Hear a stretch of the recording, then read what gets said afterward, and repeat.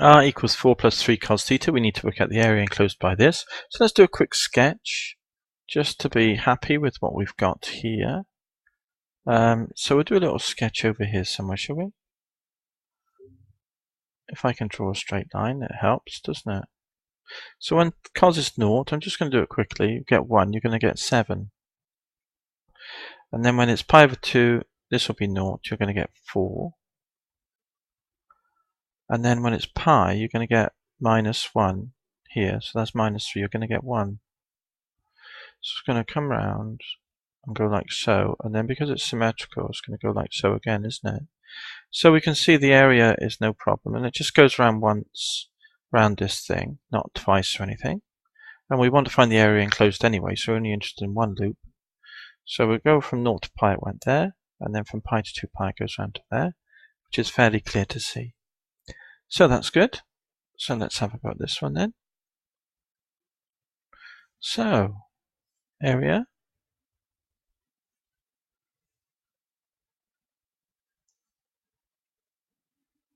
equals half integral r squared between 0 and 2 pi, just one loop. D theta is all we want, which is what this coincides with, between 0 to 2 pi. So it's a half of this squared. Now it's 4 plus 3 cosine theta, that object squared, d theta, half. 4 fours, expand the bracket, then 16. 4 threes are 12. 2 lots of 12 is 24 cos theta. Those are the two middle terms combined, plus 9 cos squared theta. Okay, and that's d theta.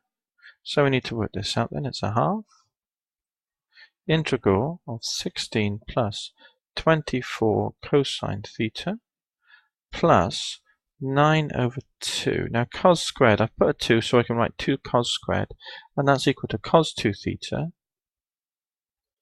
plus 1. But instead of writing it in the bracket, I'm just going to carry that 9 over 2 here times the cos 2 theta plus 1. So I've expanded the bracket with a 2 underneath, so to speak, there. D theta, hope you can see what I was doing there. Check it for yourselves if you need to. So what do we get then? We get a half. Is the integral, we better put the bounds in, it's between 0 and 2 pi now. Should have put them in above, of course. Of 16 plus 9 over 2, this is 32 over 2, so that's 41 over 2,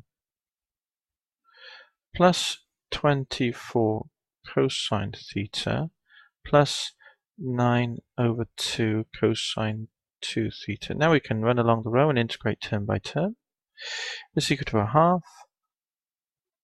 Integral of 41 over 2 theta is 41 theta. 41 over 2 integrates to 41 theta over 2. The integral of cos is sine. And the integral of this will be 9 over 2, but we'll need another 2 underneath, won't we? So 9 over 4 sine 2 theta. Because when you differentiate the function, a 2 comes out. So it needs to cancel with one of the 2's underneath to leave the 2 above. So that's between 0 and 2 pi. So straight away we know these values, because they consist of sines. They're both zeros at 2 pi when you put it in, 4 pi, any multiple of pi.